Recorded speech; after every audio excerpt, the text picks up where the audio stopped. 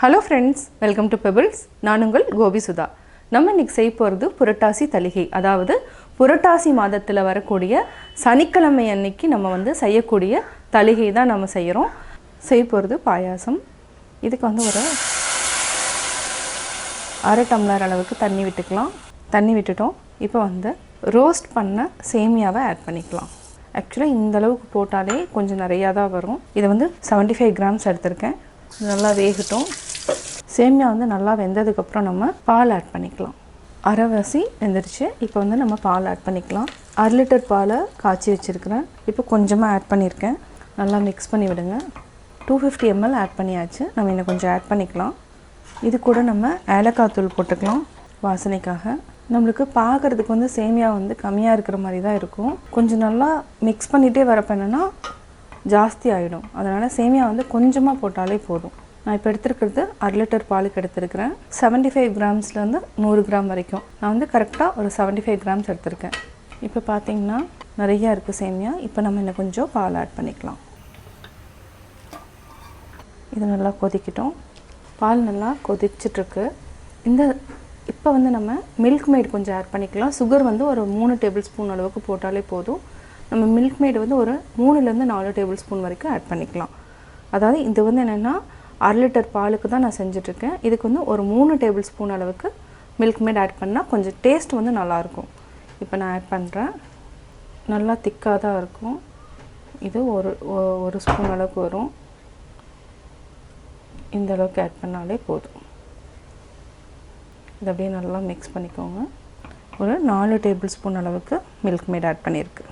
Milk mat வந்து add பண்ணலினா பால் வந்து நல்லா திக்கா பண்ணிட்டு அதாவது 3/4 லிட்டர் பால் யூஸ் பண்ணனும். பால் வந்து 1/2 லிட்டர்ங்கிறதுனால மில்க் மேட் ஆட் பண்ணிருக்கேன். உங்களுக்கு வந்து இன்னும் வந்து திக்கா வேணும்னா மில்க் மேட் இன்னொரு டீஸ்பூன் அளவுக்கு கூட ஆட் பண்ணிக்கலாம். இது லேட்டாக நல்லா வந்து திக்காயிட்டே வரும். இப்போ நம்ம 3 டேபிள் ஸ்பூன் அளவுக்கு சர்க்கரை போட்டுக்கலாம். அவ்வளவுதான். இதுக்கு மேல ஆட் பண்ணணும்ங்கற அவசியம் இல்ல. ரொம்ப ஸ்வீட்டா போய்டும். மீடியம் ஃப்ளேம்ல வச்சிட்டு நல்லா கொதிக்க விட்டுக்கலாம். அதுக்கு அப்புறம் நெய், திராட்சை, முந்திரி போட்டு தாளிச்சுக்கலாம். 1 டீஸ்பூன் அளவுக்கு நம்ம நெய் விட்டுக்கலாம். நெய் நல்லா உருகட்டும். உருகுனதுக்கு அப்புறம் 10 முந்திரியை நம்ம உடைச்சி வச்சிருக்கோம் ஆட் பண்ணிக்கலாம். இது கூட திராட்சை. இப்போ நம்ம ஆட் பண்ணிக்கலாம். இதே இதுல நம்ம தேங்காய் 3 டீஸ்பூன் எடுத்துக்கலாம். இது லைட்டா நெய்யிலேயே வதக்கிட்டு இந்த சூடே போதும். இப்போ நம்ம பாயாசத்துல ஆட் பண்ணிக்கலாம். இத நல்லா மிக்ஸ் பண்ணிக்கோங்க. பாயாசம் ரெடி. நம்ம சேமியா பாத்தீங்கன்னா நிறைய தான் இருக்கு பாத்தீங்கனாலே தெரியும். அதனால எப்பவுமே என்னன்னா சேமியா பாயாசம் பண்றப்போ சேமியா வந்து கம்மியா எடுத்துக்கோங்க. அப்பதான் அதுவே வந்து நிறைவா வரும். பாயாசம் ரெடி.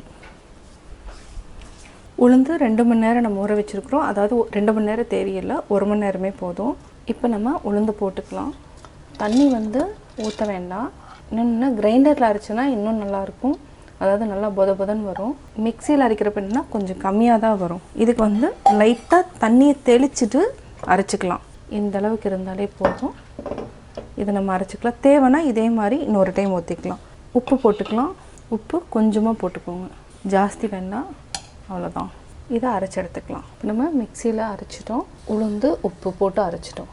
பாத்தீங்கன்னா இந்த அளவுக்கு தான் இருக்கணும். தண்ணி மாதிரி இருந்துச்சுனா நிறைய எண்ணெய் குடிக்க ஆரம்பிச்சிரும்.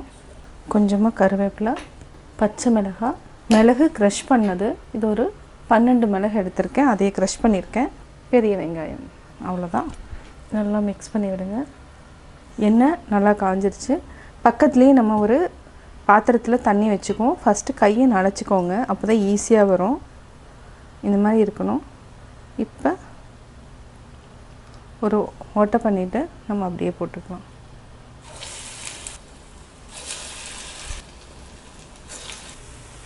அப்படியே சிம்ல தான் இருக்கு.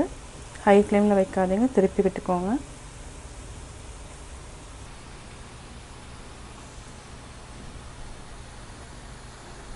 நல்லா வெந்துருச்சு. இப்போ நம்ம எடுத்துக்கலாம்.